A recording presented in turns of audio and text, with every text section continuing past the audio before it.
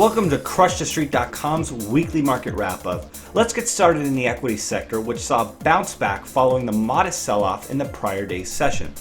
The benchmark S&P 500 added 11 points to close up at 1872, now within 2/3% from its all-time record high.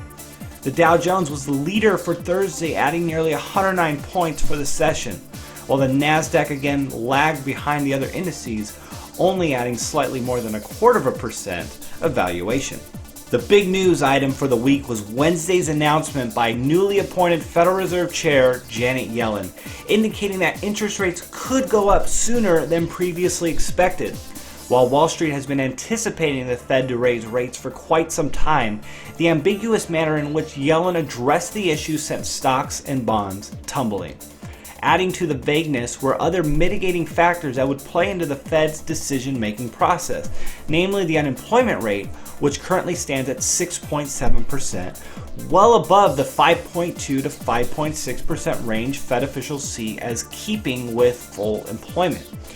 Should the labor market, which has been injected with low-paying seasonal jobs, not improve quantifiably and qualitatively, how would that affect the equity sector, which has been a substantial beneficiary of the Fed's monetary programs?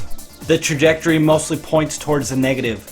While the major domestic indices were hailed last year for producing 25% annualized gains, this year we are off to an incredibly lethargic start, with a first quarter performance that is on pace to net less than 2%.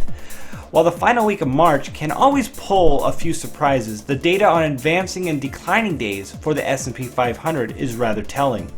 In the first quarter of 2013, advancing days exceeded declining days by nearly 61%. For 2014, the ratio is down to 16%.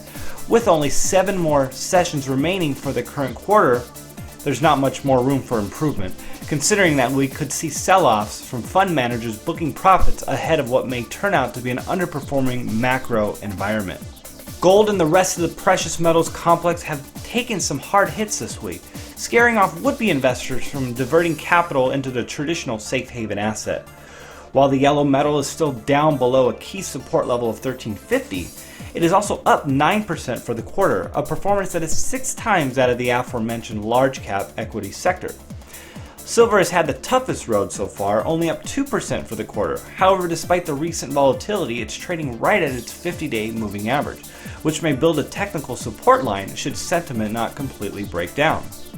Hard asset investors may want to key in on Palladium prices, which saw a 1% gain on Thursday, and may provide some important clues as to the direction of the Ukrainian crisis. The industrial metal has been rising against the tide of global weakness, particularly in China, suggesting that speculators are pricing in geopolitical risk despite assurances of calm from the world leaders. And that'll do it for today's edition. Thanks for watching, and we'll see you next week.